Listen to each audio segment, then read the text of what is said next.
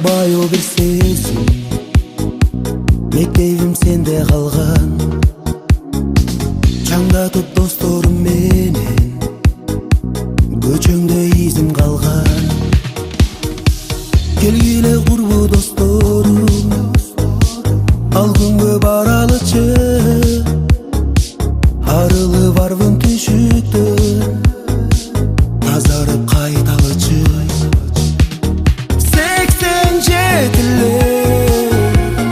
жолдор кезиге тосуп алчы, мен баратам сагыныч менен. 87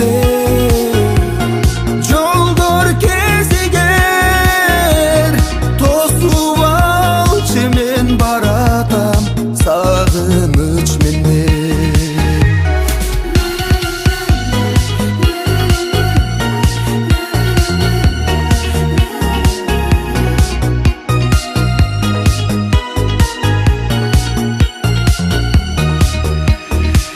Байкалбай убакыт өтүп, ата-эне болуп калдык. Баягы учкан уяга биз бүгүн толукталдык. Бул күндөр кайтып келбестир, кайрылып бизге кайрадан. Классташтар бүгүн жыргайлы, кайгыны унуткарып. 87 жолдор кезиге тосуп алчы, мен баратам сагыныч менен. 87 жолдор кезиге тосуп алчы, мен баратам сагыныч менен.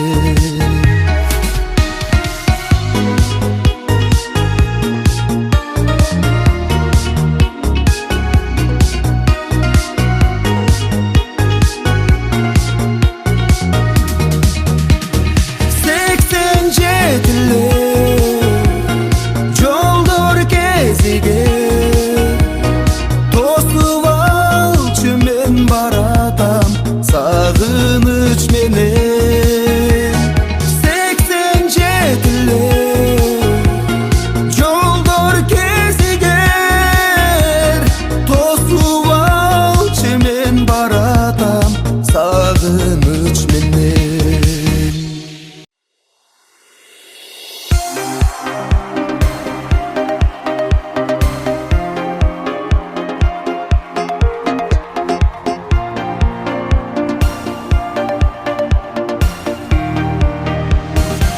Жылдык жолугушууга, 20 жылдык маркеге даярдык. Бул 20 жылдыкка даярдык деген 30 жылдыкка, 40 жылдыкка, 50 жылдыкка даярдык деген сөз да буюрса. Баары жакшы болот. Кудайда 40 жылдыкта, 50 жылдык Болгон классташтар, балдар, кыздар Бишкек шаары бардык классташтар аталган моюна 20 жылдык жолугушуу кетесин дейбиз. Кереметтин бар алдыда. Биздин класс чакырат алыстан, ойноп күлгөн балалыкты эстебет кандай жан. Мен сагындым мектебим, үйүмдү. Эч агай сиздерсиз кусалык билимди. Кайдасың?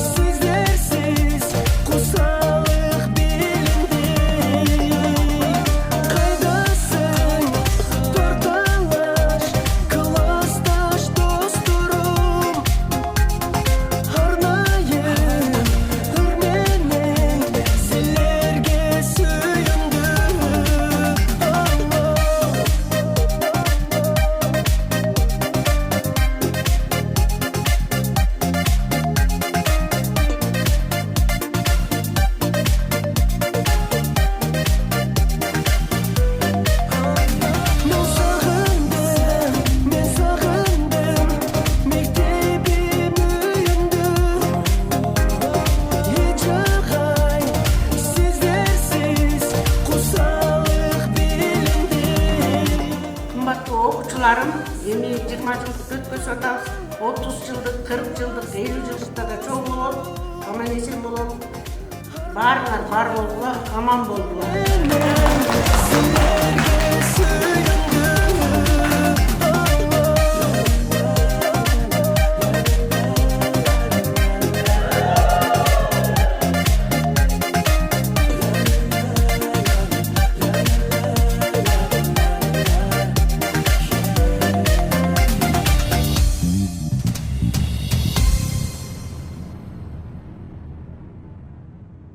Кымбаттуу менин окуучуларым, бүгүнкү 20 жылдык бааланыңар кут болсун. Узун өмүрлүү болгула. Ушул ак мойнун атын чыгарган эр азаматтарсыңар, кыздарым дагы, уулдарым дагы бар болгула, бай болгула.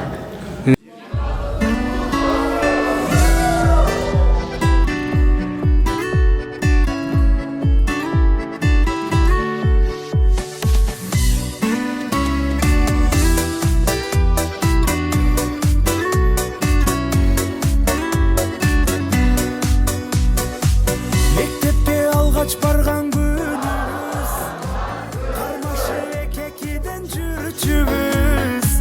Алипе бетин ачтык, окудук тамга танып, кыздарды чачынан тартып. Мектебиммен окуткан эжелерим, агайларым, сиздерге башым ийип тайзым кыламын. 11 жыл бирге окудук, бир тууган 7-42, 6-8, 48, 6-9, 54, 6-10-60. Баарыңар несиңер бар ал жерге чейин. Бир эле тапсырсаң сурайды, отурбай жакшы.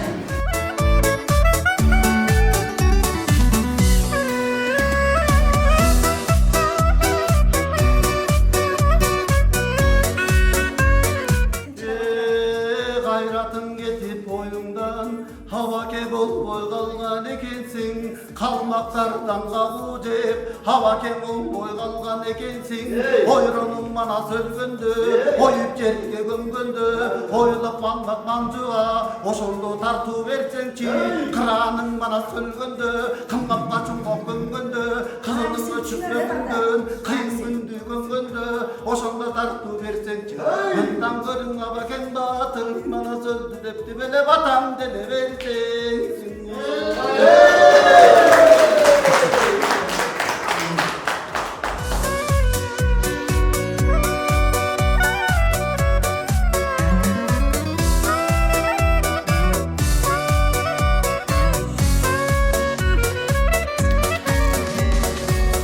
Mektebimden okutkan ecelerim, agaylarım, sizlerge başım iyip tazim kılamın. 11 yıl bir okuduk, bir tuğanday bolup kaldık. Biz gemi buyruk kelip acıradık. Mektebimden okutkan ecelerim. Oynadık biz dijidelip, orutpay baktın bölüp, kalkan aytmerim camalın, karızmın sizge neselip. Çok iyi.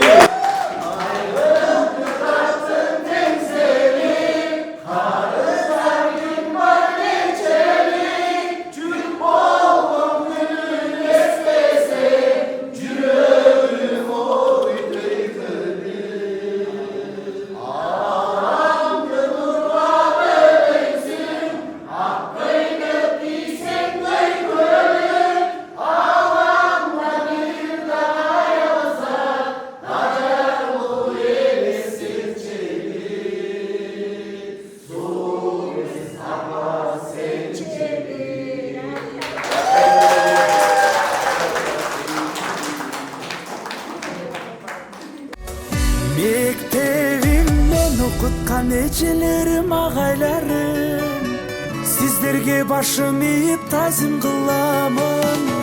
11 yıl bir okuduk, bir tuğanday bolup kaldık. Biz gemi buyruk kelip acıradık. Mektebimden okutkan ecelerim, agaylarım, sizlerge başım iyip tazim kılamın. 11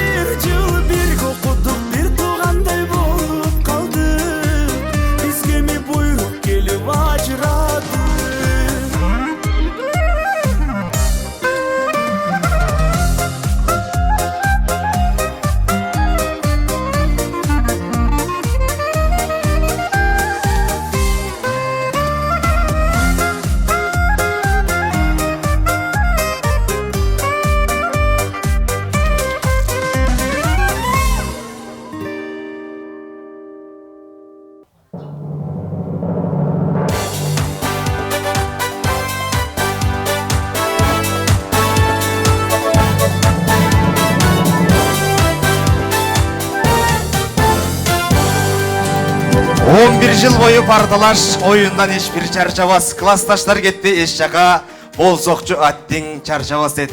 Андықтан мына бүгінгі 20 жылдық жолығышу кечебізді ашық деп жариялап дүркілете қол чаап қойбайлы. Ей, баракелді. Арбағыздар, ардақтуу айыл тұрғындары. Мына бүгін 1987 жылқы, 2005 жылқы бүтірүүчүлөр. Атақоныш Ақмойындан Апыш Койчуманов атындағы орта мектебин бүткөнгө толук 20 жыл толуп, кайрадан мына ушул A'дан баштап үйрөткөн, ардактуу эне тилде сүйлөткөн акылман Асылжан мугалим ардайым түпкүрүндө жүрөктүн дейт. Мына ушул биздин агайларга, эжелерге ыраазычылыгын билдирип, бардыгы биригип, сагынычтуу күндөрдө жолугуп турган чагы. Бардыгыбыз бир мектепти аттадык. Бардыгыбыз билим ала баштадык. Кымбатсыңар мен үчүн классташтар. А тамгасын биргеликте жаттадык. Ортобузду бөлбөсүнчү Кудайым, жүзүңөрдөн өчпөсүнчү муңайым. Айланайын классташтар, классташтар бар болгула ылайым дейт. Андыктан мына бүгүнкү 20 жылдык кече кут болсун деп дагы бир рет кол чаап коелу. Чок одот тоолордун бийикчери, чок Кудай бол кыргызымдын жигиттери, чок кармаган кол менен баатыр бол деп чоң аталар өстүргөн сени мени. Толкун болот деңиздин терең жери, толкундай бол кыргызымдын жигиттери, 99 өнөрдүн ээси бол деп тоолук эне төрөгөн сени мени дейт. Андыктан мына бүгүнкү күндө алгачкы сиздердин назарыңыздарда жигиттин гүлдөрү, Акмоюндун азаматтары, 1987 жылкы агаларым жеңилер менен биргеликте шаңдуу кол жабынын коштоосунда тосуп алган эмесе. 20 жылдык ээлери келет, 20 жылдык ээлери. Seni istedim okuculuk gündöründen Sürüdüm kaldı estelik Ah benim klastaşım benim Sağınıp seni istedim Okuculuk gündöründen Sürüdüm kaldı estelik Bizdin mektep, ah bizdin klas Biz oynogon birge gül bakça Balalıktın elesteri Bары sesinde бар Мына бүгүнкү 20 жылдык ээлери толкунданып турган чагы. Теңирге колу жетсе да тең тушун жамбайт жакшы адам, жоодон да жаман эмеспи жолдошун жоого таштаган. Ал эми билимдин болбой туяты билбесең сура башкадан дейт. Биттей кезде бириккен, кенедейде кезиккен, бармактайда баш кошкон чыпалактай мезгилде чырмалышкан, бир мектептин босогосун бирге аттаган алтындай болгон классташтар жамааты келип турган чагы. Андыктан мен азыр сөздүн кезегин айылдан чыккан кыргыздын азаматтары, агаларыма сөз берем. Маданияттын мыкты кызматкерлери, Чыңгыз Айтматов атындагы сыйлыктын лауреаты, кыргыздын эрке баласы Талант Карагуловго. Ошондой эле Маданияттын мыкты кызматкери, жаратман, обончу, ырчы, аткаруучу Кубаныч Алиевге. Енесі бардын ырысы бар, енеден башка кимиси бар дейт. Козу бычакка жараса кой өлүмдөн кутулуптур дейт. Мына биздин энелерибиз бар. Биз дагы мынтип ээн эркин бул жерде 20 жылдыктардын майрамын, сайрамын чогуп өтөп жүрөбүз. Акмоюндун уулу Чыңгыз уулума бир кол чаап коюңуздарчы. Баракелде. Акмоюн эли барбызбы? Аталар, апалар! Улуу устат мугалимдер барсыздарбы? Атаконыш Акмоюн эли арыбаңыздар. Бүгүн элибизде, журтубузда мана могул кичи мекенибизде керемет жакшылык болуп отурат. Күндүн нуру жер бетине тегиз тийгендей жүзүңүздөрдөн күлкү жарашып, ата-энелер, мугалимдер, алыс жакындан келген жакындар, мана ошо 20 жыл мурун канат кагып учуп кеткен бүтүрүүчүлөрдүн бүгүн 20 жылдык жолугушуу кечесинде ар бирибиздин кубанычыбыз ала тоого барабар болуп турат. Жакшылык жантасын жараткан колдосун. Бүгүнкү 20 жылдык мааракебиз куттуу болсун.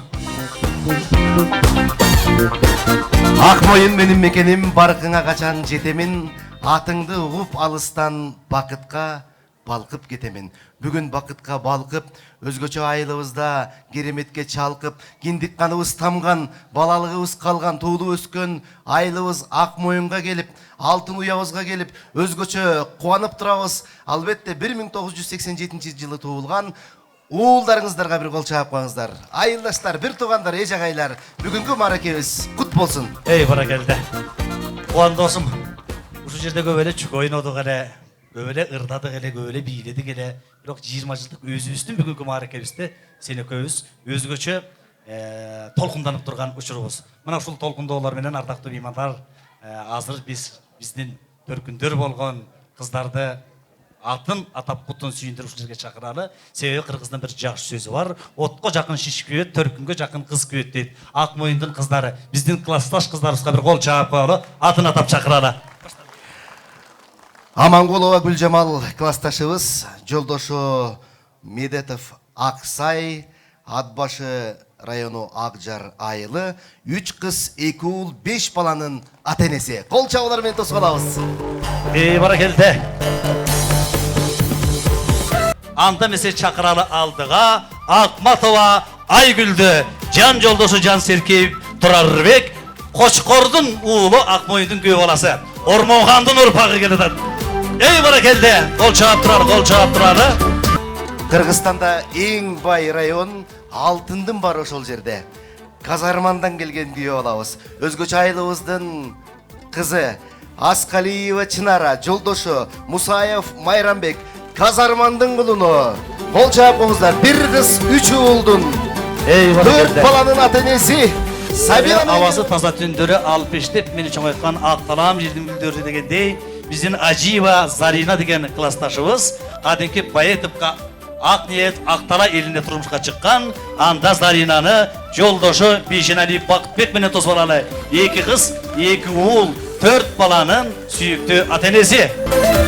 Булутка тийген аскасы, булбулдар чыккан Атбашы. Атбашыны жаман дегендердин атасынын шапкасы деген экен.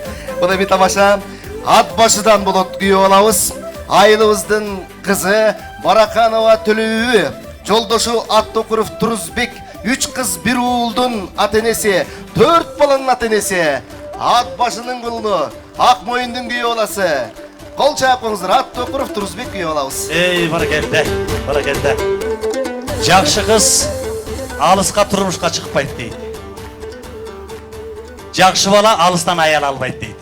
Түшүндүңөр да, 2 классташ үйлөнгөн, үйрү жайлоо. Анда месе ардактуу меймандар, кадырлуу коноктор, Ак моюндун кызы Дөөлөтбек кызы Наргиза, жолдошу депутат классташыбыз Султангазы уулу Бекболот, 2 кыз, 1 уулдун ата-энеси. Кол чаап коелу. Наргиза менен Бекбу келатат.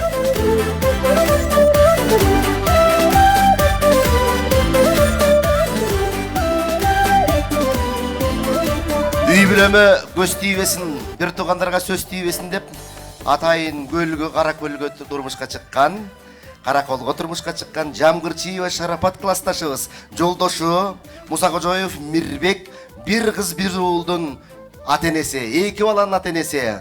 Ысык көл, кара көл, Каракол, кол чаап коюңуздар. Баракелде. Мирбек менен Шарапат келет. Шарапат классташыбыз. Шарапатка жандыра кол чаап туралы. Баракелде. Баракелде. Босунбай агай, кийизди сатсаң чакын жерге сат, кышында бир жак үчүн жамана жатканыңа жакшы дейт. Анысы карындай, манакей экөө тең ушул айылдан биздин Ибраева Канчайым деген мыкты кызыбыз Байшеркип Турат деген агабыз болчу, азыр жездебес болуп калды. Кол чабуулар менен чакыралы. 2 кыз, 2 уул, жалпы жонунан төрөдөй болгон 4 уулдун ата-энеси. Туку агабыз келатат. Канчайым классташыбыз келатат. Канчайым кыздардын эң сулуусунан эң узун эмеспи? Азыр сакадай бою сары алтын, бүткөн бою бүт алтын. Жунусалиева Чынара классташ кызыбызды чакырабыз, жолдошу Сүйүнбаев Рахат, Атбашынын кулуну, 1 уулдун ата-энеси. Кол чаап коюңуздар. Баракелде. Жунусалиева Чынара.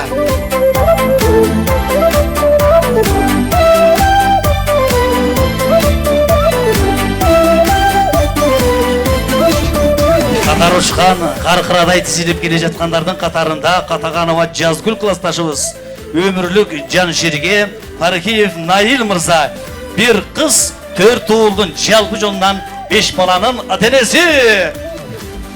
Исаева Чынара, жолдошу Садыгалиев Нурдин, 3 кыз, 1 уулдун ата-энеси, 4 баланын ата-энеси. Карабалта Кайыңды, Билдим сенин дайныңды дейт. Биздин күйөө балага кол чапаңыздар. Карап Бүгүнкү биздин 20 жылдык мааракебиз дагы алыста жүргөн, жакында жүргөн баардыгыбыздын башыбызды бириктирип отурат. Айтайын дегеним, алыска Путиндин элинен, Пушкиндин жеринен ак булутту чиреп, учак минип арабызга жетип келген классташыбыз Кенжебаева Нурзат уулу Мырза уулубуз менен чыгат. Кол чаап коелу. Москвадан кеше жакындара келди манакей. өзү дагы өзгөчө эмгекчил, эмгекке жакын кыз болчу. Анан дагы эмгек талаага турмушка чыккан. Анда тосуп алабыз. Исмаилова Перизат классташ кызыбыз, жолдошу Белеков Нурлан. Эмгек талаадан 4 кыз, 1 уул, 5 баланын ата-энеси өзгөчө кол чабуулар болсун. Баракелде.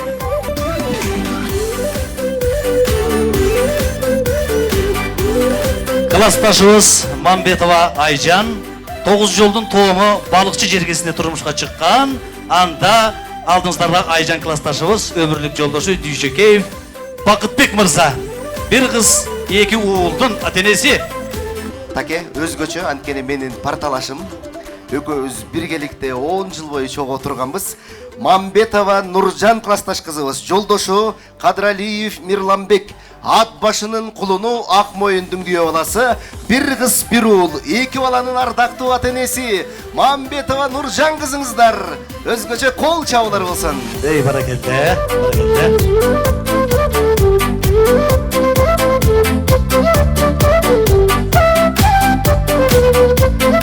Сал орунда көптөгөн ийгиликтерди жараткан, кыргыздын наркын үжбатадан алыстарга тааныткан, өзүбүздүн айылыбыздан чыккан Жакупов Майрамбек деген агабызга биздин классташыбыз Нурбаева Наргиза турмушка чыккан. Анда ушул жерге Наргиза менен Майрамбекти кол чабуулар менен тосуп алалы. 2 уул, 2 кыздын ата-энеси, 4 баланын ата-энеси жалпышына. Келиңиздер. Баракелди, бул классташ кызыбыз Нарын шаарына Күйбүшев айылына турмушка чыккан. Албетте алтындай болгон классташ кызыбыз Осмонбекова Аида кызыңыздар, жолдошу Кадыров Нуркемел. 1 кыз, 1 уул, 2 баланын ардактуу ата-энеси. 3 кыз, 3 уулду төрөгөн, ак бешикке бөлгөн биздин классташтардын арасында дээрлик мынакей баатыр эне болуп калды. Сыдыкбекова Асел, жан жолдошу Кадыров Алтынбек. Эй, баракелде. Жүжөлөрү менен келет атманакей. 1, 2, 3, 4, 5, 6 мына. 6-чысы жакында төрөлдү. 5 Босбек болсун.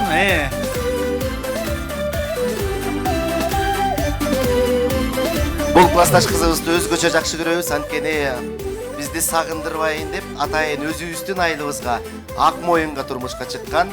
Тежибаева Нурайым, жолдошу Чоңмурунов Жакпек агабыз. 1 кыз, 2 уулдун 3 баланын ата-энеси Тежибаева Нурайым классташ кызыбызга жана Чоңмурунов Жакпек жездебизге бир кол чаап коюңуздар. Ак моюндун кулундары. Эй, баракелде. Андан кийинки келе жаткан кызыбыз классташыбыз Түменбаева Жаннат, жан шериге Мамбетажиев Магомед. 3 кыз, 1 уулдун ата-энеси. Кол чаап тосуп алалы. Күйөө балабыз дейбизби, жездебиз дейбизби, Магомед мырза, келиңиздер. Кол чаап туралы классташтар.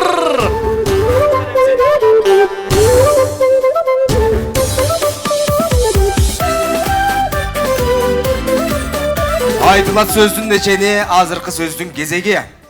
Апыш Койчуманов атындагы орто мектебинин мүдүрү, директор Сыдыкова Анар эжекебизге берилсин. Кол чаап коелу. Анар эжекебизге.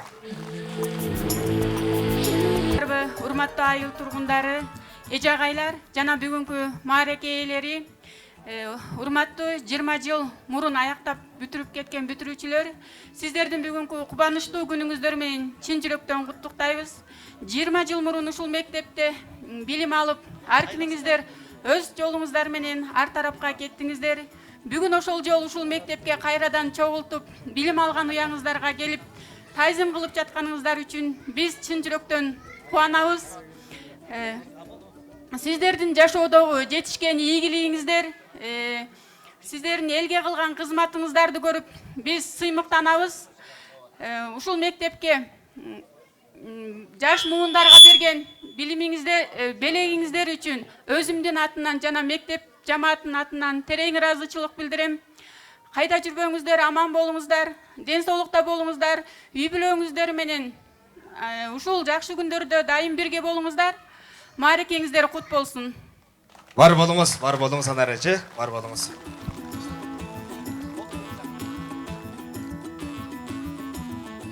Мектеп мүдүрүнө терең ыраазычылык билдирели. Андан кийин мына ушу бизге А деген арипти үйрөткөн, аяламга сүйлөткөн, алтындай болгон биздин класс жетекчилерибиз, биринчи мугалимдерибиз мынакей төрүбүздүн көркү болуп отурат. Мына ушул улуу устаттарга бир кол чаап коелучу. Устаттар, сиздерге өмүр бою таазим кылабыз. Аман болуңуздар, бар болуңуздар. Терең ыраазычылык билдиребиз. Азыр кубаныч анда алгач класс жетекчилерин чакырып, ак батасын, ак тилектерин угалы. Баракелде. Ак Моюн айылынын ардактуу атоолу, шайыр апаларынын мүчөсү, А деген тамганы үйрөткөн биринчи А класстын класс жетекчиси албетте Жумакадырова болду жени өзгөчө кол чабуулар менен тосолобуз. Жана ошондой эле эл агартуунун атылышниги улуу устат, көптөгөн шакирттердин тарбиялап уядан учурган Жусупмамбетова Гүлмере жекемди кол чабуулар менен ушул жерге тосуп алгым келет. Канакей, алаканчап коштоп колдоп биздин улуу урматтуу устаттарыбызды тосуп алалы.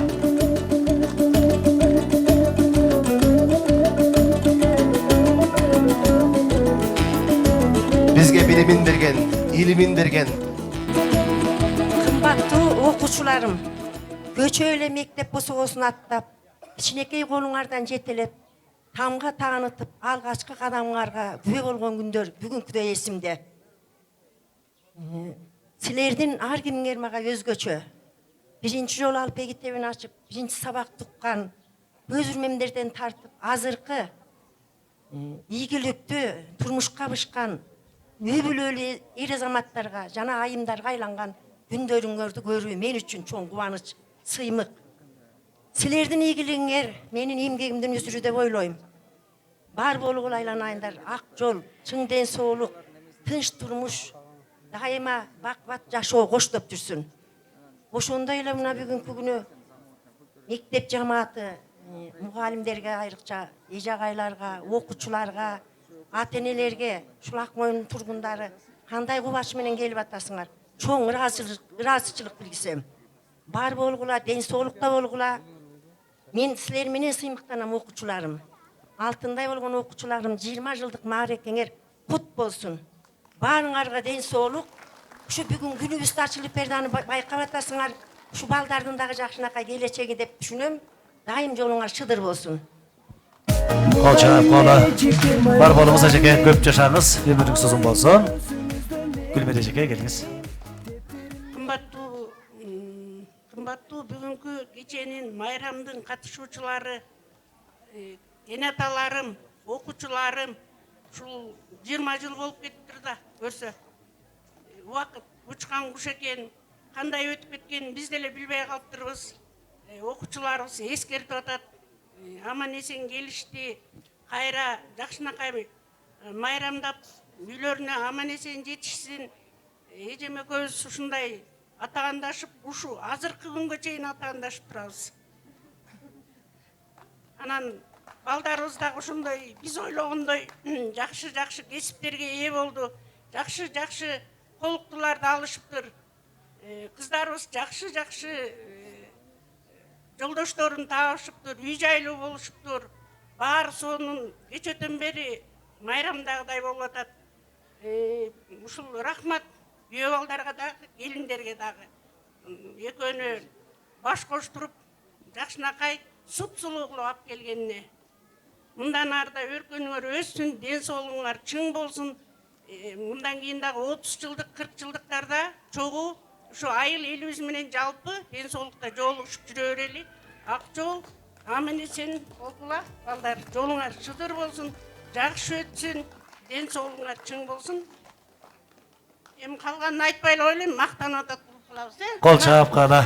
Устаттарыбыз көп жашасын. Бар болуңуздар. Бар болуңуздар. Бар болуңуздар. Биз устаттарыбыздын улуу эмгегин эске алып, баалап, жалпы классташ балдар, атайы мына мондай орошон ой тилектер жазылган укмуштуудай кызыл китепти жана ошондой эле акчалай байге тапшырал деп чечтик ардактуу бир туугандар. Ошон үчүн алгач ырсаптарын окуп коелучу. Адамдык касиетин бийик сактап, мекендин оор жүгүн алган кимдер? Билимин окуучуга тартуулашкан, алар биздин ак бейилдүү мугалимдер. Урматтуу Жумакадырова болду, Жумакадыровна. Сиздин бизге берген билимиңиз жан дүйнөбүзгө көрөнгө болуп, жашообузга жарык чачып, келечекке эшик ачты. Сиз окуткан окуучулар бүгүнкү күндө эмгек менен өлкөбүзгө ак кызматын өтөп, ар кыл кесиптен аркалап, элине эмгектерин арнап келүүдө. Сизге тилегибиз узун өмүр, чын ден соолук, кажыбас кайрат жана жашоодогу бардык жакшылыктарды каалайбыз. Үй бүлө жакындарыңыз менен куунак өмүр сүрүңүз. Терең урматтоо менен окуучуларыңыз.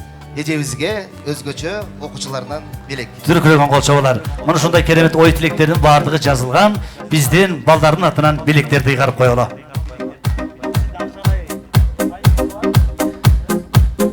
Куттуктоо баракчасы, ичинде акчалай белегибиз бар. Алакан чаап коюңуздар. Бизден класс жетекчилерге бир кол чаап коюңуздар. Чыканакей, биздин сүрөтчү жигит. Устаттарыбыз менен сүрөткө түшө бербейбиз. Учурдан пайдаланып бир сүрөткө чыгып алалы. Жалпы келгиле балдар. Класс жетекчилердин бири Абылгазиева Калый Сарыбаевнага жана ошондой эле Койгелдиева Назгүл Асановнага берилмекчи. Алакан чаап коелу. Калый эже 11 классты бүтүргөн. Ал эми Б классты 1 класстан 11 класска чейин класс жетекчидей болуп окуткан, орус тилинен сабак берген. Албетте биздин Хакен эжекебизди өзгөчө кол чабуулар менен тосуп алалы, уруксат болсо.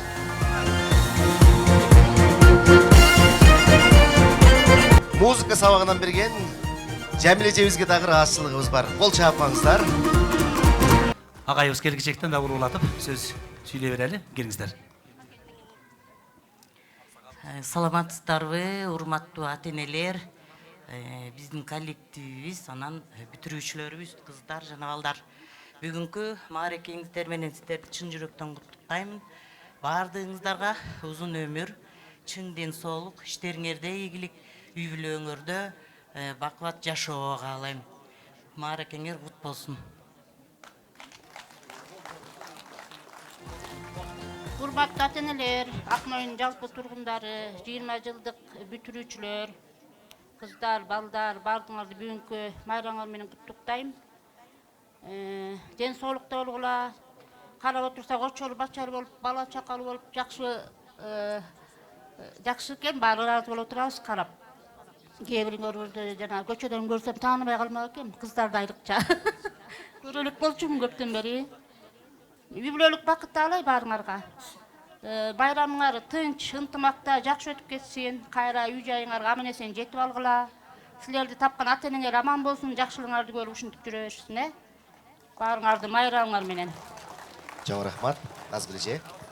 Саламатсыздарбы, айыл тургундары, ата-энелери жана окуучулар. Мынакей бүгүнкү 20 жылдык мааракеңиздер кут болсун.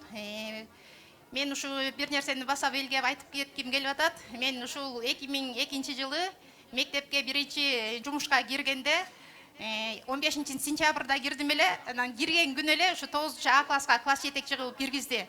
Чындыгында мектепте эң биринчи иш тажрыйбам болуп эле, класс жетекчи ишим болбогондуктан чоң класска класс жетекчи болгон мага өтө эле бир чети коркунуч болсо, бир чети аябай толкундануу болду. Бирок мен ушу классыма абдан ыраазычылык билдирем. Жаш эже деп мени тоотпой койбостон, ушул мени класс жетекчилик ишке ушул классым чоң түрткү үлгү берди десем жаңылышпаймын. Бул классымды тарбиялоо менен класс жетекчилик ишке ушул классым тарбиялады десем эч качан жаңылышпаймын. Мынакей эми бүгүнкү мааракеңер кут болсун, баарыңар тең очор бачар болуп, баарыңар тең азыркы учурда жакшы кызматтарда иштеп, Кыргызстан үчүн эмгегиңерди кылып атасыңар. Ошол эмгегиңерди талыкпай иштей бергиле, үй бүлөңөр менен аман болгула, эч качан кемибегиле, көбөйгүлө, кайда болсо ден соолукта аман болгула. Бүгүн кандай маанайда жаркырап жайнап келсеңер, аман эсен ошондой үйүңөргө жетип алгыла. Бүгүнкү мааракеңер кут болсун. Рахмат. Бул класс дазгүл уюштуруучу анан өздөрү эле тынч тартиптүү класс болчу да. Ошон үчүн рахмат айтып атпаймынбы? Рахмат, ыраазычылык билдирели. Кыдырбай агай, окуучуларыңызга, шакирттериңизге, бизге бир каалоо тилек айтып коюңуз, сиздин батаңызды алалы. Айтайын. Саламатсыздарбы, урматтуу айыл тургандары. Бүгүн биздин айылда өзгөчө күн болуп атат, бир башкача өзгөчө майрам болуп атат. 20 жылдык мааракеңер кут болсун. Үй бүлөңөр менен ден соолукта болуп аман болгула. Анан ушул 87 жылкы балдар кыздарды айта турган көп сөзүм бар. Биздин айылды 87 жылкы балдар кыздар таанытып кеткен Акмойын деген айылды. Жаш таланттар конкурсунда мына талант баштаган Кубаныч жана Рахат бул Тыныбектин уулдары Жамил эжесин ичип алып көптөгөн конкурстардын жеңүүчүлөрү болгон. Мен эсимде да ошол. Койчуман орто мектебинин атын чыгарган ушул балдар кыздар болгон. Анан дагы спорттон биздин райондо волейбол оюну боюнча биринчи орун алган менин командам бар. Беку баштаган. О жерде Шатунов деп койчумун, бу жерде сатылган отурат таку. Эй баракелде. Максат Жоки жок экен да. Алтынбегим бар атаңыр. Алтынбегим бар, Такай деген бар эле. Орун талашып эле менин нервиме тие беришчи. Ошо көп деген жакшы күндөр калып туруш балдарымды өзүмдүн балдарымдай көрөм. Балдардын баарын аттарын билем. Бүгүн кыздар менен учураштым. Жаз көлүм, мына Перизат. Бир эки кызды тааныбай калыпмын. Чынарымды тааныбай калыпмын, мына Гүлмирежа. Чынарым волейболистка болчу да. Дагы бир жолу мааракеңер кут болсун, аман болгула, бар болгула.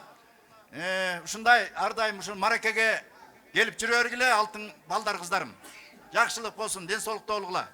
Мына карачы, Кудай тааламды бүгүнкү майрамга аба Кудай тааламда күндү жаркыратып койду. Жаркырап эле жүрө бергиле. Таку Кубаныч Маданат майданында казанында кайнап атасыңар алтындарым. Маданаттын мыкты кызматкери болупсуңар. Эмгек сиңирген эл артисти алгыла, силер менен биз сыймыктанабыз. Жалпы айылыбыз ат башы силер менен сыймыктанат. Балдар айтып калат, мен тиякпай коргондо ойтуге Сармерден силердин айылдан турбайбы. Берки 10-чу Кубаныч силердин айылда, мен окуучуларым деп сыймыктанып калам. Бар болгула, аман болгула. Алгылай бергиле. Рахмат агай, ыраазычылык билдиребиз. Анан бийлик силерде. Мына Рахмат. Бекубуз болсо Акмойын аймагынын болушу азыр. Ооба. Болуш, илгеркиче болуш. Максат болсо элдин жүгүн аркалап, элдин эмгек эл үчүн иштеп атат. Иштериңерде ийгилик болсун, алдыга өркүндөй бергиле. Терең ыраазычылык билдиребиз. Баракелде. Агай айткандай, биздин өнүп өсүшүбүзгө мына улуу устаттардын салымы чоң. Биз дагы мынакей маданият айдыгында өнөр серисинде жүрөбүз. Ошол бизди жетин ота жетегинде, эркин элдин этегинде ырыбызды ырдатып, көптөгөн кароосундактарга алып барып, куштун канатындай талпынган, бизди барчын кылып, бүркүт кылып учурган музыкант эжекебиз, эми Жамил эже шаарда болуп келе албай калыптыр. Бирок биз аманатты жакындарынан бул жерде Айбек барбы, ким бар? Тапшырып коелу. Ичинде Акчалай байгебиз жана Жамил эжебизге ополтоодой ой тилектер жазылган. Кубаныч. Канакей. Айбек ким бар бул жерде? Жамил эже билесин. Жамил эжеге. Айбек бар, Баракелде. Кол чапаңыздар. Бизге билимин берген Жамил эжебизге узун өмүр чынден соолук. Салам дуайыбызды айтып коесуз Айбек. Андан кийинки биздин каалоо тилектерибиз Акчалай байге менен Калы эжекебизге ыйгарып коелу. Кут болсун эжеке. Ана классташтар кол чаап туралы. Ушундай эле ой тилектер, каалоо тилектер жана Акчалай сыйрык Назгүл эжекебизге. Бардыгын сыртында куттуктайбыз деп жазылат. Болгону орус тилинде жазылган. Акен эжемдики түшүндүңөр, Устатыбыз биздин. Бардыгыбыз азыр шаарда орусча сүйлөп жүрөбүз. Ошо сиздин салым. Рахмат сизге, өзгөчө рахмат. Кыргызстан курама командасынан баштап, Кыргыздын спорт боюнча желегин желбиреткен мыктыларды уядан учурган спорттун чебери Кыдырбай агайыбызга, Акчалай байге кол чабуулар болсун. Куттуктоо тилектер. Баракелде. Рахмат. Сиздерден дагы сураныч, биз менен бир сүрөткө түшүп берип коюңуздар. Классташ кыздар менен алгач. Керемет ырдестени аткарып бере турган мына бул жердеги Максат байгемдин кызы, Чынара жеңемдин кызы Босунбаева Алтынай деген кызыбыз өзгөчө керемет ырды аткарып бермекчи. Кол чабуулар менен тосуп алалы. Алтынай кызыбызды.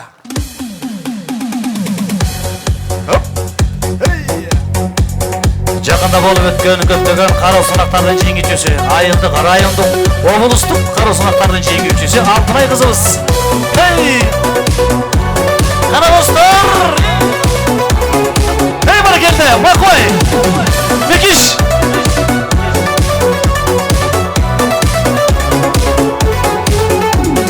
Kıranda katırıp örtüngün Kızılda gülünün terikket Bakıtka doldurup karregim Altınıma da şu keleket Bakıtka doldurup karregim Altınıma da Fırsat burayım, orta bu. Ana kızlar, klastaşlar balları var mı? Rahat, iyi. Kızılda gülünün terikket Kızılda ey kızılda Kızılda gülünün terikket Kızılda oy kızılda Kızılda gülünün terikket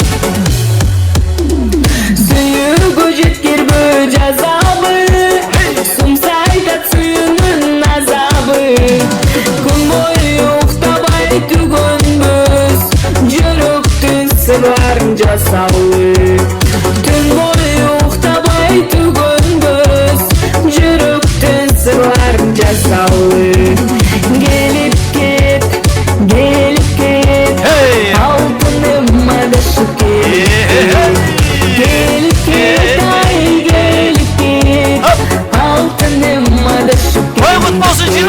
Mareke kutlu olsun. Gelip git Altınıma da şu gelip git Özümüzün ayaş kızımız. Karakarası kanday sıyımık. Bizdin 20 yıllık koyumuz bu. Baldarımız kutlukta burada pervadan. Kara 80'liler var mı?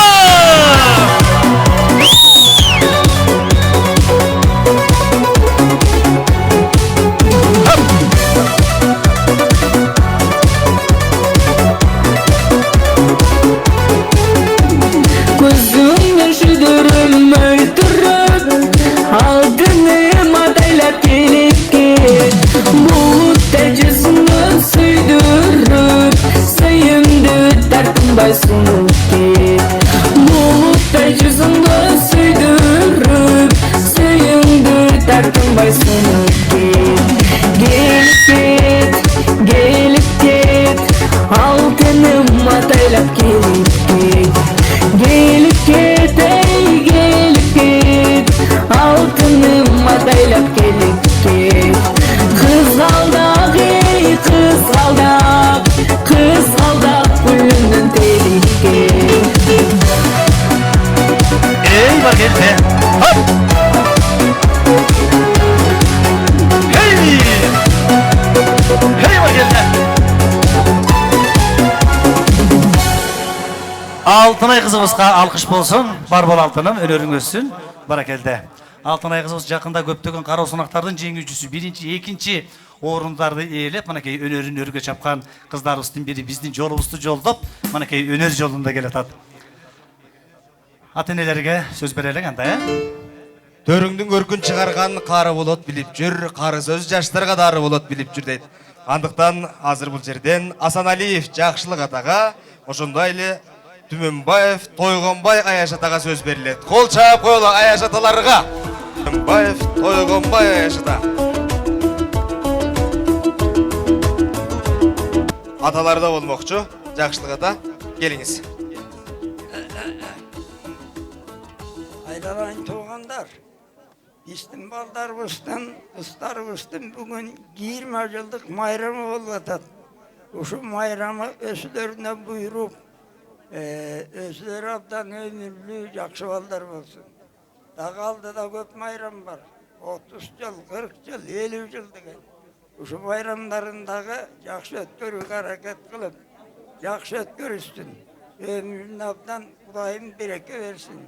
Биздин жолду жолдогон, 90-га 100-ге чыккан балдар, кыздарым болсун айланайын. Өздөрү менен өздөрү көбөйсүн.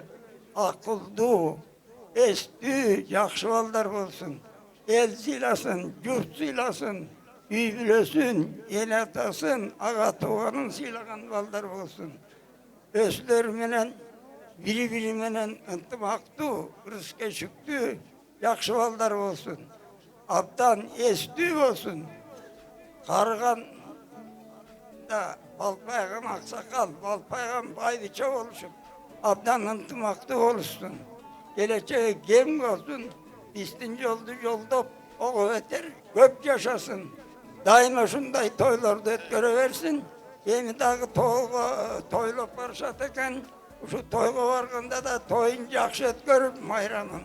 Jakşı ынтымакты ötkörüp üyge aman esen gelişsin. Jakşı olgula baldarım, estü olgula, ынтымакты olgula, koşamatçı olgula, düz, kalız, ellik ballar olgula, kıstar olgula, aylar. Jakşı olgula, el siylagıla, yurt siylagıla, bana ömrüngörge Kuday bereke veret.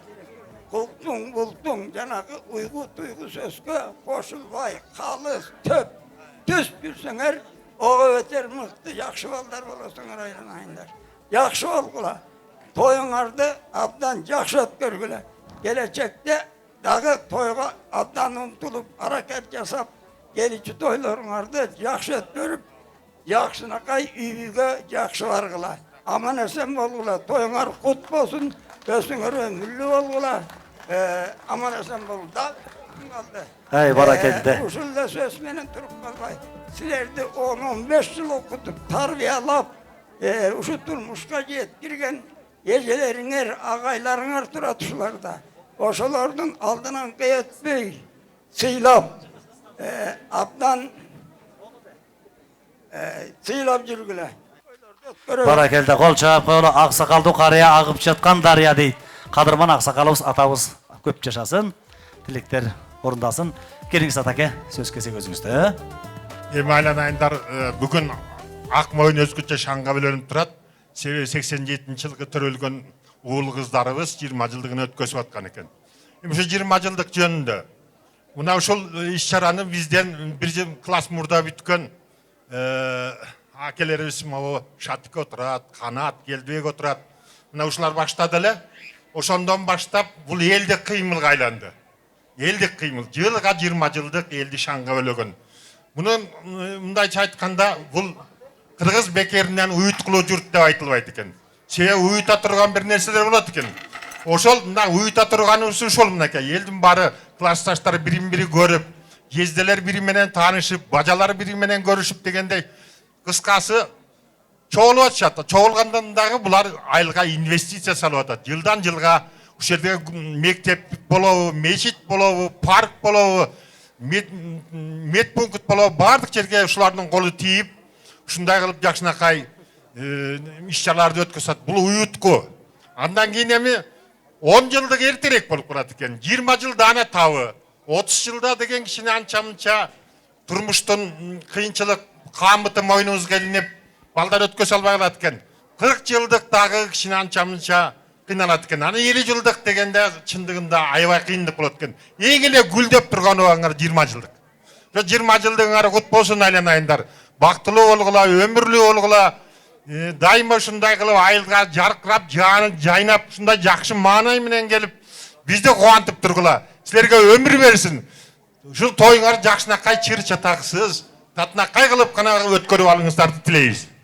Ол чаап коелу баракелде, бар болуңуздар аталар, бар болуңуздар. Аталарга амандык тилейли. Аталар сөзү акылдын көзү дейт. Аталардын ак тилеги кабыл болсун. Аделя келе кой. Аделя кызыбыз мынакей атасы Акталаалык жигит деп жана Бактыбек агабызды күйөө бала деп чыгардык.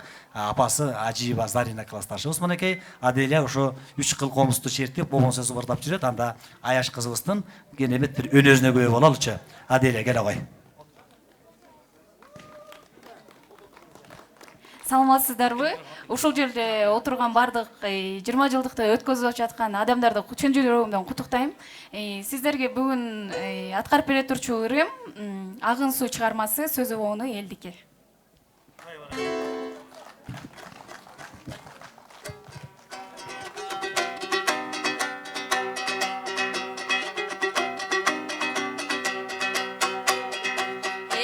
Агын сууга турсаң ой чалчыктап, акшым кара келип ай кончу эмес.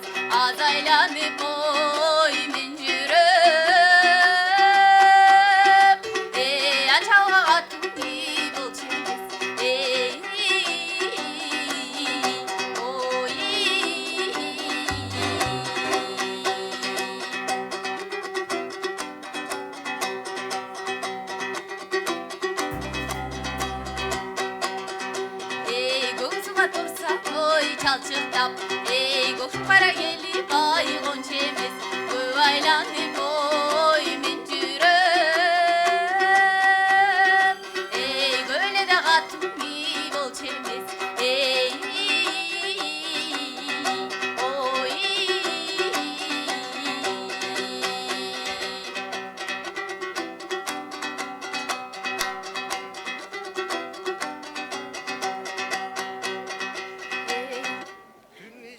ey tün içinde da uykum yok ey gündüz birak oyçum ay tınçım yok çıkarımın deysin oy jaş turum ey qanday jansın burçum yok ey oy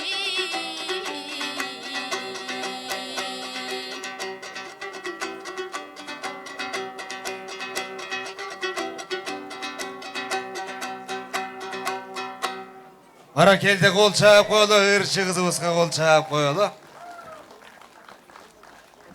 Ардактуу айылыбыздан тургандар, аксакалдар, эжагайлар, уруксат болсо эми куттуктоо сөзгө берели. Айылыбызга алтын уясына учуп келген биздин классташ кыздар Аида, Нуржан, Айжан, Нурзат. Кыргызда кыздын атылык, кыргызда кыздын чачылык дейт. Кызыгын көрбөйт дүйнөнүн кыз сыйлабас макулук деген экен. Кыргыз эли андайлардан эмес, кыздын 40 чачылуу деп алмуздактан бери биздин ата бабалар сыйлап келген. Мына ошондой сый урмат менен айылыбыздын кыздарына, биздин классташ кыздарга бир кол чаап коюңуздарчы. Barakelde, barakelde.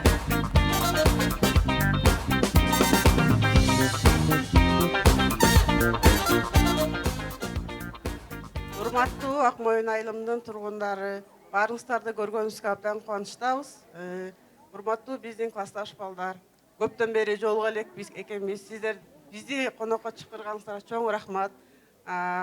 Билинбей эле 20 жыл өтүп кетиптир. Мындан ойлоп көрсөм 20 жыл мурун 65-жылкы бүтүрүүчүлөр келип 40 жылдык өткөзгөндө бизге бата берип кетишкен да. Ошо бизди жакшы билим алып, жакшы жерлерге иштеп, жакшы окууларга тапшырып, ар кимибиз өз ордубузду табалы деген ушундай тилектерин айтып кетти эле. Билинбей эле ошол 20 жыл өтүп, эми биз келип отурабыз. Баарыбыз тең очор бачарлуубуз, балдарыбыз көбөйүптүр. Мурун бирден эле болсок, экиден болуп турубуз дегенде, баарыңыздарга ден соолук каалайм, оорубаңыздар.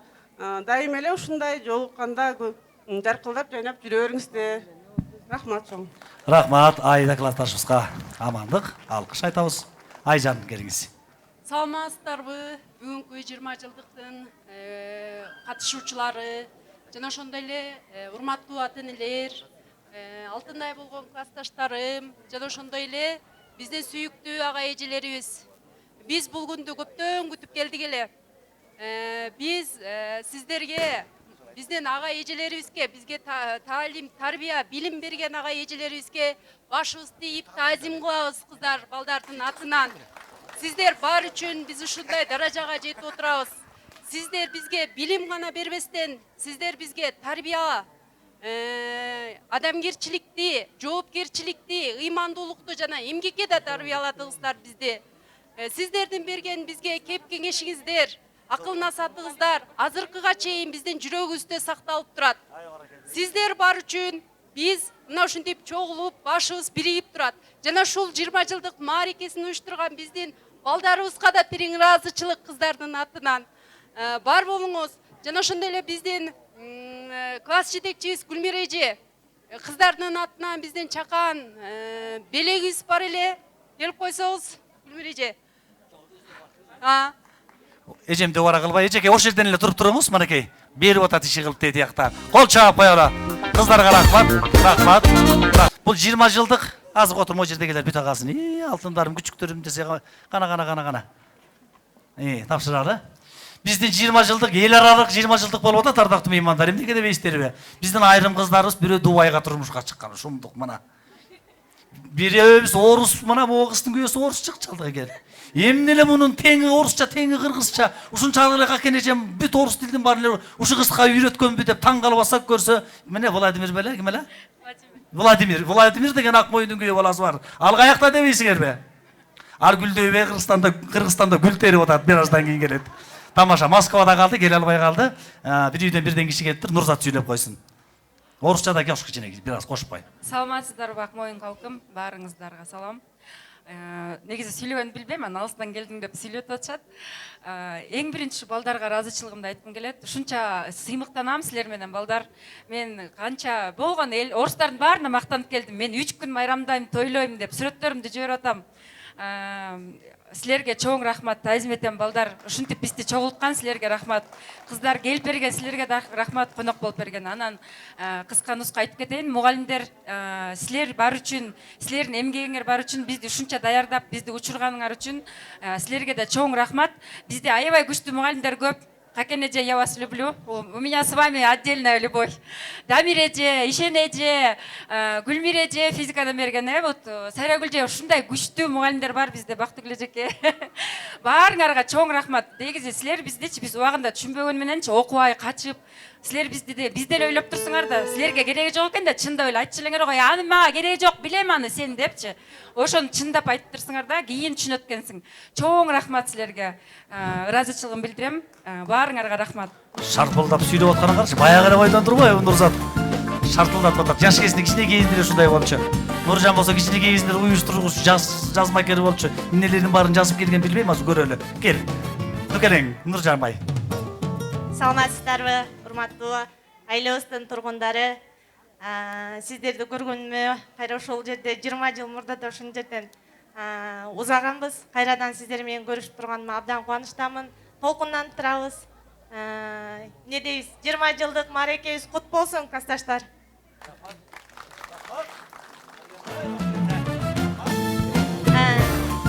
Биз ооба төмөндө кыздарыбыз айтып кеткендей, эң биринчиден ата-энебиз, андан кийинки эле мектепте тарбия берген биздин ага эжелерибиз экен. Сиздерге чоң рахмат. Кааларыбыз ден соолук, узун өмүр, ишиңиздерде ийгилик болсун. Ар дайым ушундай уул кыздарды тарбиялап, алтын уябыздан учура бериңиздер. Ишиңиздерде ийгилик болсун. Жаңа эле Нурзат айтып атпайбы, ар бир эженин өткөн сабагынча. Бизде мен босумай агайды айткым келет. Азыр биз класста отуруп айтып атабыз агай. 5 манжаны колубузга чийип, сүйлөмөчөлөр деп үйрөттүңүз эле. Азыркыга чейин ошо методиканы пайдаланып келем. Өзүм да мугалиммин. Бүгүн талант айтып атпайбы, кыз байры төркүнүнө тартылат экен деп. Мен дагы өзүм Ишеналы Арабаев атындагы Кыргыз мамлекеттик университетинде окутуучу болуп эмгектенем. Өзүбүз ошол университетте болгондуктан, илим жолунда болгондуктан мен Тынаева Дамир эже токонумдага бир аз белегим бар болчу, бирок эже жок экен. Мен ошону мектептин директору эжеге тапшырып койсом, туура болот го деп ойлоп турам да. Баракелде, эжеке келип койсоңуз анда. Нуржан классташыбыз атайы арнап келген белектери бар. Мына биздин биримдин очогу болгон улуу мектебибизге келиңиз.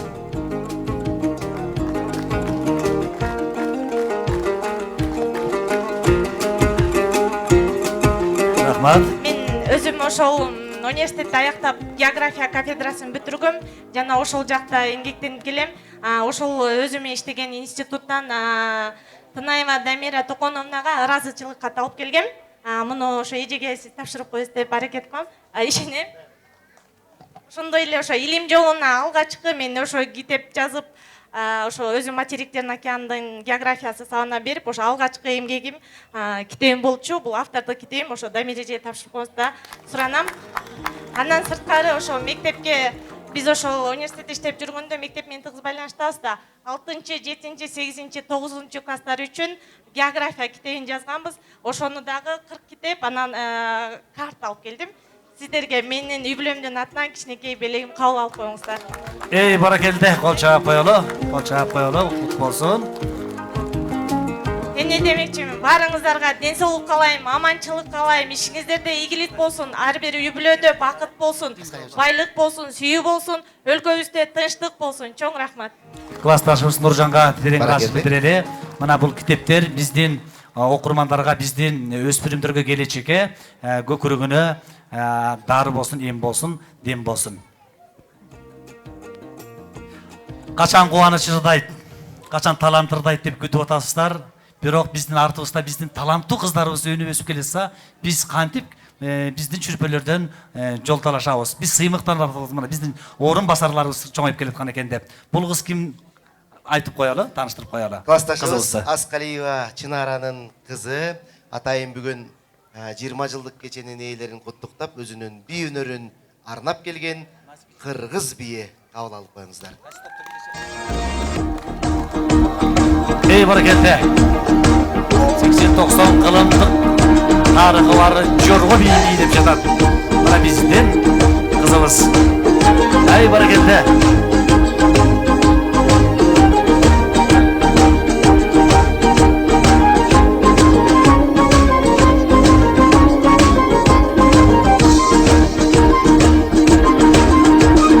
Hara jorgo bolboso, biydi şanlı gelebi. Poşete koyunu kiybese, kıldı şanlı gelebi. Ozgoluştun delebi, kan tarattın denege. Hara jorgo bolboso, toydu şanlı gelebi.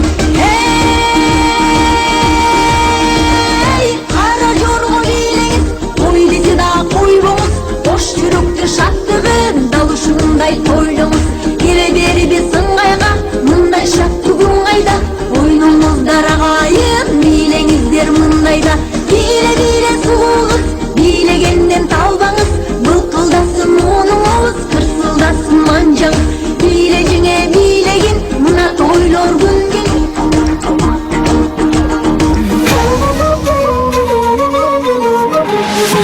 Өтүнгүсүң өзгөндүң күрүчүндөй мөлмөлүң созулганың зерге. Ey barakette kana klasdaşları var mı? Koltuk Traus Pırnız'da.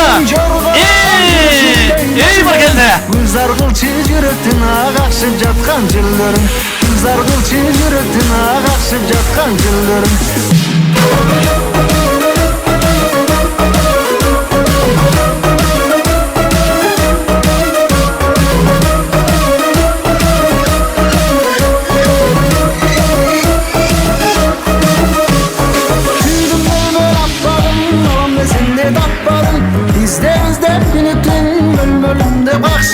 Sekim баскан бутуңдан, сыйдан мончок жытыңдан.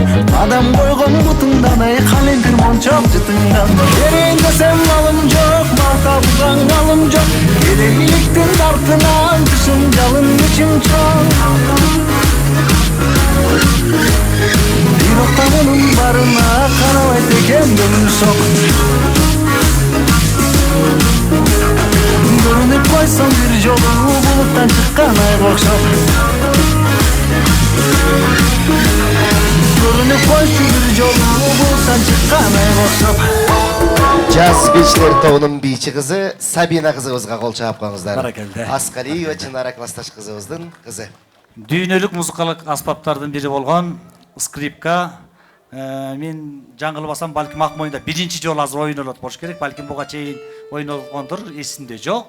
Азыр мына ушул скрипканы биздин Акмоюндун күйөө баласы Дүйшөкеев Бакытбек атасы бул киши дагы Абдыраевда музыкадан билим алган музыкант күйөө балабыз. Ал эми жан шериги биздин классташыбыз Мамбетова Айжан. Айжандын уул кыздарын алдыга чыгарып кол. Айдана жана Табирлан. Баракелде. Кадимки эле биздин Жолдубай Кайыпов атабыздын Атам менен энеме деп аталган керемет ырын ойноп беришет. Bir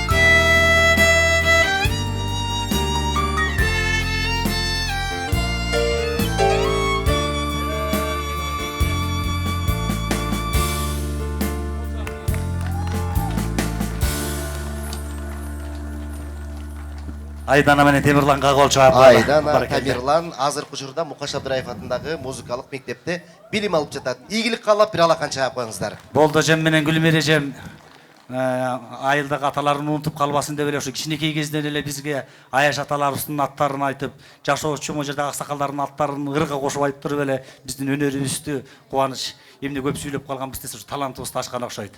Могу 1-класста жаттаган ырларыңардан эсиңерде барбы? Мисалы, меники эсимде бар. Гүлмир эже билесизби? Шыпылдатып колдорун шырдак Шарипа дейт. Шыйпырларды кагам деп Шаршен чыкты шатыга дейт, карачы. Шарипа деген да эжебиз бар эле.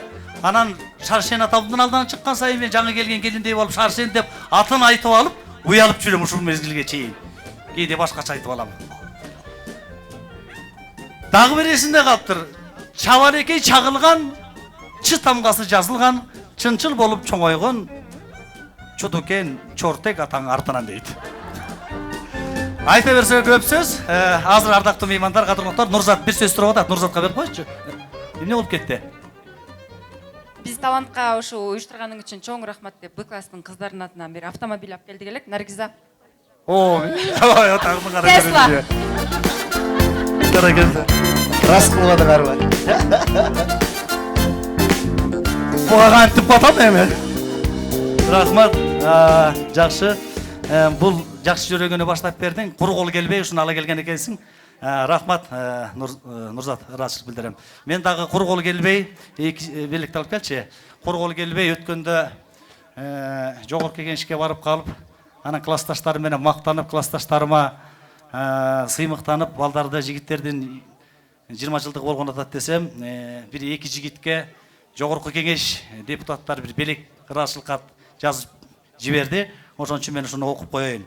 Кыргыз Республикасынын жогорку кеңеши ыраазычылык кат. Урматтуу Босунбай уулу Максат, сизге бекем чын ден соолук, бакубат, ийгиликтерди каалайм. Сиздин алдыдагы турган милдеттериңиз Кыргыз Республикасынын жаргычылыгы үчүн ийгиликтүү ишке ашырууга терең тилектештигимди билгизем дейт жогорку кеңештин депутаты Самаков Кубанычбек Карганбекович. Кол чаап коелу.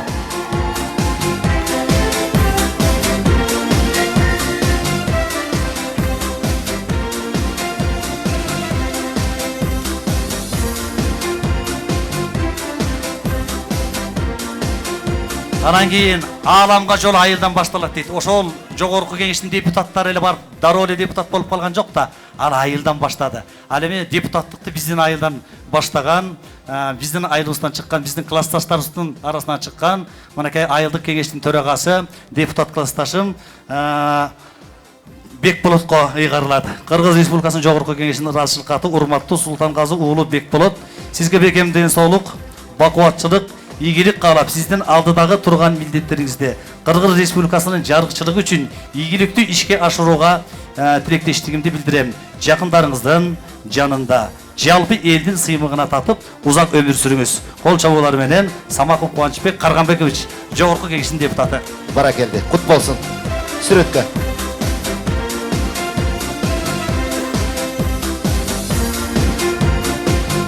Биздин жигиттер дагы жогорку кеңештин креслосунда отуруп, эл үчүн иштеп, элибизге кызматын кылсын. Ансыз деле мынакей Беку Максат ушул айылыбызды гүлдөтүп, салымдарын кошуп атат. Кол чаап койчу биздин балдарга. Анан кийин классташ кыздарыма эмне белек ала келемчи, аяштарга эмне белек ала келем десем, эң эле татыктуусу бирөө экен. Биздин арабызда бир баатыр эне бар. Сыдыкбеков Асел, жетини төрөгөн, эми жетинчи бир периштебиз шымчык экен, учуп кетти, бирок 6 жердин үстүндө ошо 7 баланы боюна көтөрүп, 6 баланы азыр кучагына кысып чоңойтуп келе жаткан мына баатыр энебиз биздин. Ардактуу Асыл апа медалы менен Асылзат Нуру коомдук фондунун төш белгиси менен Сыдыкбекова Асел сыйланат. Алакан чаап коелу. Классташ кыздарыбыздын арасынан баатыр эне. Башка классташ кыздарыбызга дагы жугуштуу болсун. Баатыр энелери көп болсун. Миллиондорду алгыла. Баракелде.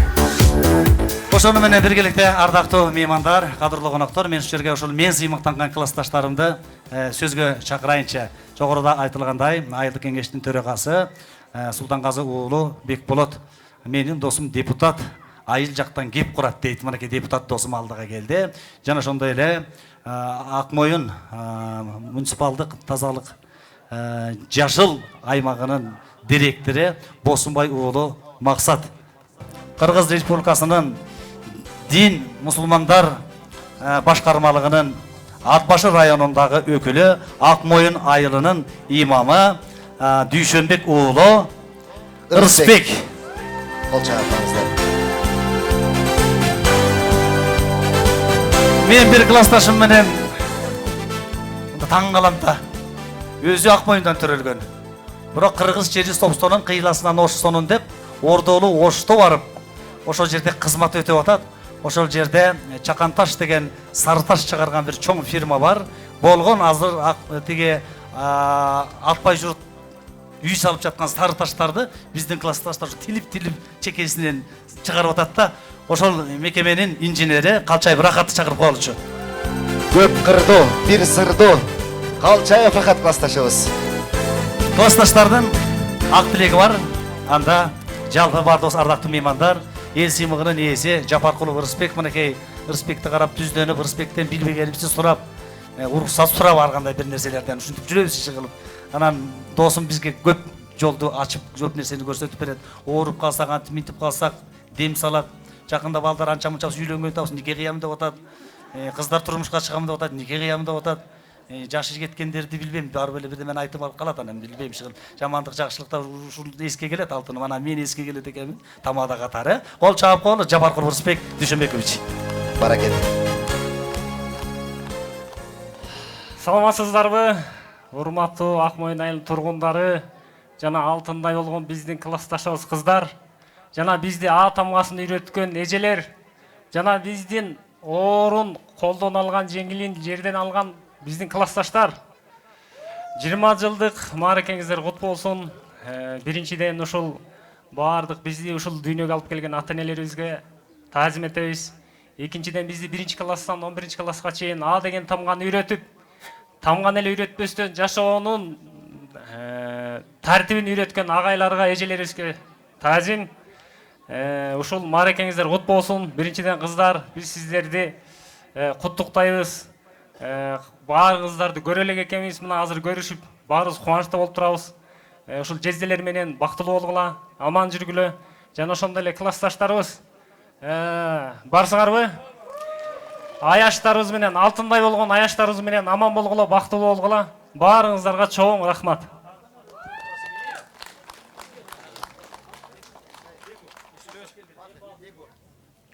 Саламатсыздарбы, урматтуу коноктор, урматтуу классташтар, урматтуу аяштар, баарыңардын бүгүнкү 20 жылдык мааракеңер менен чын жүрөктөн куттуктайм. Ар дайым аман эсен болуп, Кудай буйрса ушул 30 жылдык, 40 жылдык, 50 жылдыкта бирге бололу. Алыстан келген кыздар, жезделерге дагы ден соолук, аман болгула, бар болгула, ар дайым жадырап жайнап ушундай биз чыкырган кезде келип тургула. Биринчиден ата-энелерге ушул даражага жеткирген баарыбызга ата-энебизге ыраазычылык билдиребиз. Андан кийинки билимин берген жогоруда айтылып кеткен эже агайлардын баарына ыраазычылык. Бар болуңуздар, аман болуңуздар. Да бир жолу 20 жылыңыздар кут болсун. Баракелди. Саламатсыздарбы, урматтуу бүгүнкү Акмойын айылынын тургундары, бүгүнкү 20 жылдык ээлери, алыстан жакындан келген кыздарыбыз, жестелерибиз, сиздерге чоң рахмат. Убактыңыздарды бөлүп, ушундай бир жакшы деңгээлде, жакшы 20 жылдыкты өткөрүп алалы деп келгениңиздерге биз ыраазыбыз. Ушундай 40 жылдык, 50 жылдык бек айткандай, 60 жылдыктарда да бирге бололу баш көзүбүз менен. Кандай жаркылдап, күлүп жайнап келдиңиздер.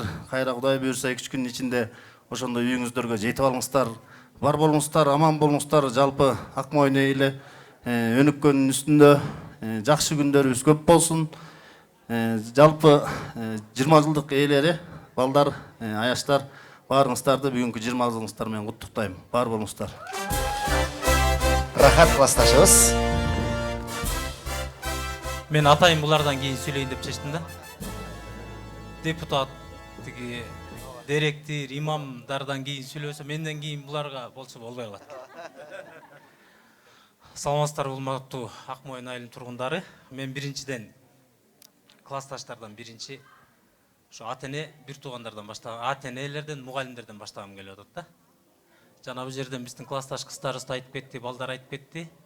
Ана баа жаштык кес, мастык кес болуп, жаш кезде баа агайлардын урушканда класска киргенде мен тентегирээк болчумун чынында эле. Анан киргенде эле болгон нерсенин баары ошо баа калчайып келе берчү да. Мен бир аз көбүрөөк сүйлөйм. Анан бирок моореки ырысбек менен азыр молдок болуп калды, имам болуп калбады. Муну тим эле зымга тискендей бала деп жүрүшөт элдин баары эле. Ушун менен анан тиги талант Карагул экөө. Булар жылма тентек болчу да. Анан булар кылат кызыктын баарын. Анан кирип келгенде эле башың жеген калчу болуп мага тийчү да. Ошондой болчу. Бирок ушул агай эжелердики ушул убакка чейин мынакей бүтүп кеттик. Ар ким ар кайсы кызматтар кылып жүрүп атат. Ушул агай эжелердин эмгеги өтө зор да. Ушунча адам болуп элдин арасына кошулуп басып жүргөнүз үчүн сиздердин эмгегиңиздер өтө зор. Аны ар бир могу жерде отурган менин классташ балдарым, кыздарым өздөрүнүн моюндарына алса керек. Анан ушу Карагул агайдын бир эмесин ушул жерден айтып кетпесем болбойт тако. Карагул агай башың жеген калса да уруша берет. Качан мектепти бүтүп кетем деп бүтүп деле кеттик. Баары университетке тапшырдык, окуп калдык да. Анан эле баа биз бияктан угуп алганбыз да, мектептегидей эмес каалаган маалына кирип чыга берет экен деген бир эмени угуп алып турбуз. Анан лекцияга кечип кирип атпаймынбы? 3-4 группаны бири окутат го лекцияда. Анан баягыдай көрүп эле айтып эле кирип кеттим, кирип кетсем эле анан бир агай бар болчу. Өзү профессор экен. Анан ушу Карагул агайдай болгон баскан турганы возрастта ошондой болчу. Анан эле жазып атып туруп мындай карады. Ой, сен кимсиң деди. Анан мен калчайпмын, баланчанчы группа десем эле. Башыңды жеген калча дебеди баягычы. Эптеп бир айдан кутулсам дагы өрө бар турбай биякта депчи. Анан күлүп ийдим менчи. Анан күлүп ийсем мага жини келип кетти чынында. 3-4 группа болсо, сен нормально элесиңби мындай? Эмне урушуп атса күлүп атасың деди. Анан көп группа балдар көп. Анан агай могу чыгып кеткенден кийин түшүндүрүп берейин бизге десем эле. Анан таң калып карап эле отурубуз койду. Анан эле баары бүткөндөн кийин эле анан агайдын жанына басып бардым. Агай ушундай. Жана күлгүм келген ушундай агай бар эле. Мени мектепти бүткүчө ушинтип айтты. Анан кутулдум келсем, сиз да точно ушундай кылып айтып атпайсызбы дедим. Ошондон жана агайдын любимчиги болуп калбадым. Жыргадым ананчы. Алда аябай кадыр барктуу агай экен тиги университеттечи. Баласы болуп алдым, баласы болчу. Тамаша. Анан эми бүгүнкү каалоо тилектерди кимдерге айтабыз? Бул жерде эң биринчиден менин алдымдай классташ балдарым аман болгула, өмүрүңөр узун болсун, келечегиңер кең болсун, оорубагыла, жүзүңөрдөн жылмайып кетпесин эч убакта, жаркырап жайнап ушундай жакшылыктарда жолугуп эле баардыгыбыз биргеликте аманчылыкта жүрө берели. Анан эң негизгиси бул жерден кыздар, классташ кыздар силерге айтайын. Баягы төркүн сынып, төркүнүбүз деп келип отурасыңар. Сиздерге чоң рахмат. Сиздердин да үйлөрүңүздөрдө тынчтык болсун, бакыт таалайлуу болгула, өмүрүңөр узун болсун, көбөйгүлө, баатыр эне болгула, миллиондорду алгыла деп эми эле тако айтып кетпеди, эртерээк алгыла аны. Анан биякта турган биздин жестелерге рахмат. Ушченге ушу классташ кыздарыбызды зыңкыйтып алып келгениңер үчүн силерге да рахмат. Анан могу жерде мени шаштырып атат, дагы айтмакмын негизичи. Анан калганын тик кафеден айтайын, биякты токтотоюн, рахмат. Кетпей турганга гана мен айтайын. Карагул агайды мен көбүрөөк айтчу элем, анан эми сен айтып каптырсың, эми мен өзү барлардан көзү барлардан айтайын. Босунбай агай, кандайсыз, жакшыбы? 8-класс кесибиз. Автобус залга кирдик. Ушул балдар манакей. Беку бар, дагы бир бала бар эле. Дөөлөт болуш керек эле. Баатырбек бар болчу. Жапаркулов Ырысбек. Анан 2 класс бирдей автобус залга кирсек, аябай сонун бир жыттанып атыптыр. Сыр жыттанып. Көрсө, жаңы эле сырдалыптыр. Анан киребиз дедик, анан эшикти ачтык да кирдик. Бассак деген эле үндөр чыгат. Баарын тебелеп салдык. Анан Баатырбек менен тиги Дөөлөт деген классташыбызды тургузуп, сахнанын эки жагына мындай материал түшөт эмеспи, тукаба. Ошону түйүп, бою бийик кылып.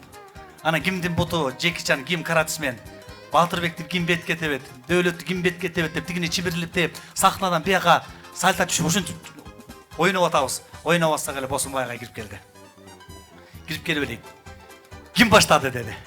Эшикти ким ачты деди. Беку да унчуккан жок, Макы да унчуккан жок, Дөөлөтү, Баатырбек, Ырысбек бардыгыбыз эч кимибиз унчуккан жокпуз. Ким ачты деди. Биринчи ким аттады деди. Баарыбыз унчукпай койдук. Баарыңар ачып, баарыңар бирдей мондай сыгылып кирдиңерби деп туруп анан бу кишинин жини келгенде ошондо көрдүм. Баардыгыбыздан көкшилиге көмөлөтө коюп ана атты курба Гүлмира теректери жебисин алып кирди. Теректей бою бар, терең ою бар Гүлмира жеп калганын былчылдатты. Ошентип баарыбыз аябай токмок жеп Босунбай кайдан. Анан айтты, кандай тебелесиңер, ошондой сырлап коесуңар деди. Анан бирибиз мукашатаны кана бирибиз тиген кашыгып бир мешок картошкага иштеп ал 50 сом болот экен. Ошентип эптеп эмеден кутулдук, краскадан. Ошондо бир банка краска жетпей калган агай. Сентябрь келатат, бир банка краска менден. Анан эмден айткым келип атат? Ошо достор бири-бирибизди ошондой эле сатпаптырбыз. Бекайста жарашмакта Жапаркулов баштаган ушул биринчи кирген депчи. Же болбосо Дөөлөт баштаган эшикти ушул ачкан ушул баштаган десе болмок. Көрдүңөрбү, биз достукту ошо кезде эле бекем сактап, бири-бирибизди жаап, бирөөбүз баары бирөө үчүн, баарыбыз токмок жейбиз, баарыбыз төлөйбүз, баарыбыз уруш жейбиз деп ошондой эле ынтымагыбыз күч экен. Агай, ошондогу ачылбаган сырды бүгүн айтып атабыз. Эшикти мен ачкам. Жапаркулов эмнеге имам болуп кетти, молда болуп кетти десе, бул биринчи тебелеген ошо күнөөлөрүнөн кутулуп атат окшойт.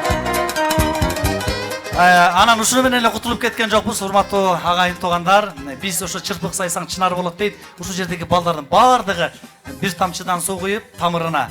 Биз ошо өлкө мамлекетибиз анын ичинде алакандай айылыбыз өнүп өссүн деп, мына биздин жашыл багыбыз бар, могу жерде паркыбыз. Ошол жерге 20дан ашык балатынын эң жакшы сортун тигип бердик. Өткөндө барып карасак, өнүп өсүп бүчүр алып өсүп атыптыр. Бизден ушул айылыбыздын өнүп өсүшүнө ушундай салым коштук, ардактуу меймандар. Чырпык сайдык чынар болот деп. Анан кийинки биздин мына могу чүрпөлөрүбүз татыктуу билим алсын деп, өнүккөн мамлекетте жашап аткандан кийин өнүккөн шаймандар менен окусун деп, атайы буйрутма берип, акыркы үлгүдөгү доска панель деп коет. Акылдуу доска деп коет. Бир канча функцияны учагына камтыган, укмуштуудай экинчи адамдан кийинки адам окурмандарга эң керектүү, керек болсо мугалимдерге эң керектүү ошондой акылдуу досканы атайы алып келип бердик. Анан жана Мурзат бир машина берип атпайсыңбы? Анын акчасы канча? Билбейм, иши кылып, биздин берген досканын акчасы ошо бир машина да. Андан тышкары ардактуу меймандар, кадырлуу коноктор, азыр классташ балдар, кыздар баардыгы сааттарды айтабыз. Кыздардан бирден ата-эне, балдардан бирден ата-эне болуп, Нарын суунун жийигине барып, Хан Теңири деген ресторанда эс алабыз. Эртеңкибизге тийишпейсиңер. Кечки саат 5тен кечикпейсиңер. Ошол ардактуу меймандар, биз ушул айылыбызга ушундай салым кошконго аракет кылдык. Бул акыркы жолкусу эмес, мындан ары дагы мынакей эмгектенебиз, мындан ары дагы бар тапканыбызды беребиз дегендей болгону ушу сиздерге отчет берип аткандагы учурубуз. Эми могу жердеги жигиттер кетпей туруп бир сүрөткө чөөлү, анан жигиттердин жакшы көргөнүрү бар, бир шиңгел. Жестерler дана. Кара баке. Кара, классташтар. Жигиттер келгиле. Кыздар келгиле. Сулуулардын айдуусуна карасам, күндөн күнгө мен кардайып баратам. Баягындай жакпай калдым кыздарга. Мадиник сөз багыяды. Тамашам, тамашам, тамашам, тамашам, тамашам, ой тамашам. 87'ler! Hey! Ayağımdın aydoğusuna karasam, günden günge men yaşarıp baratam. Maginik söz çakpay kalsa özüne, mayday jarat bağlağıyadı. Tamaşam, tamaşam, tamaşam, tamaşam, tamaşam, oy tamaşam. Hey balıkında bu Klasstashlar biri şangıdı. Çoğu gettik. Klasstashlar var mı? Cir açıldılar benim. Hey diri diri diri. Meyli kızlar meyli çaldı gülüşsün, karıncım çoğular o gülüşsün. Uzak yaşap 90 yaşka varsam da, ayalıma sol kuldaran el. Cigit min, cigit min,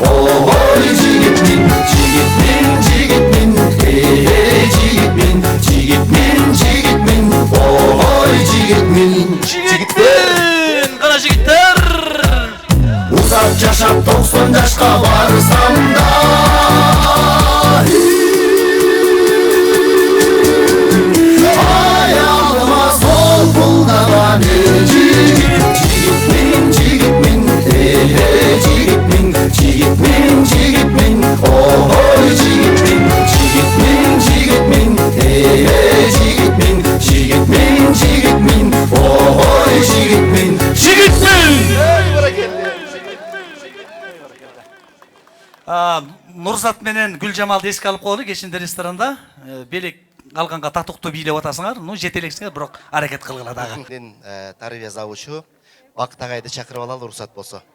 Келиңиз агай. Урматтуу коноктор, урматтуу 20 жылдыктын ээлери. Биз эмне айтабыз? Бул 87 деген сандамбы деп ойлоп атабыз. Бул жигиттерде болдо бар экен, бизнесмени бар экен, билим тармагына салым кошкондор бар экен, спортчулар бар экен. Урматтуу 20 жылдык ээлери, баарыңыздарды майрамыңыздар менен куттуктайбыз. Анан биздин Койчуманов мектебине 87-лер жана такемди айтып кетти. Бир жакшы машинанын баасындагы заман талабына ылайык панель белек кылды. Кол чабуулар болсун. Баракелде Аргенбай, баракелде. Бул дагы ушул биздин Акмоюндун келечек ээлери үчүн сиздерге чоң ыраазычылык билдиребиз. Эң мыкты заман талабына ылайык панелди бизге берек кылдыңар. Ушуну биздин мугалим эжагайлар жана окуучулар ушу менен колдонуп билимибиз дагы өркүндөйт деп ишенебиз. Дагы бир жолу майрамыңыздар менен анан учурдан пайдаланып биз азыр ушул мектептин жаштарынын атынан бир Бек Султангазы уулу Бекболот окуу бөлүмүнүн башчысы, башталгыч класстын мугалими Наргизага бир кичинекей белегибиз бар эле, ушуну тапшырып коелу. Бекболот агай, Наргиз эже келип койсоңуздар.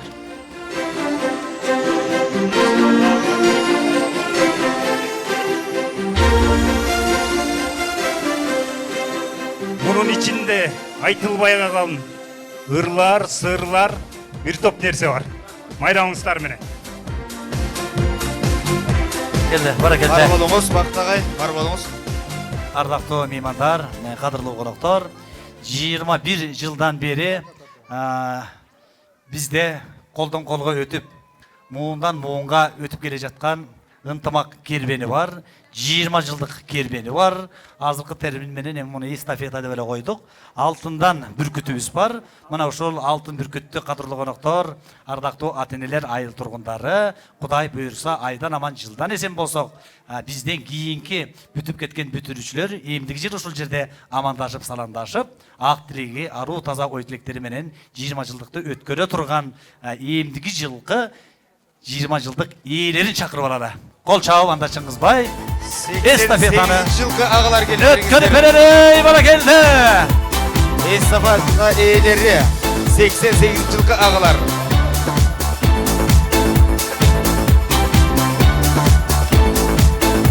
Эстафета ээлери келатат. Адилет Айбек Коштогон, калгандары жандаган жалпы балдар келди.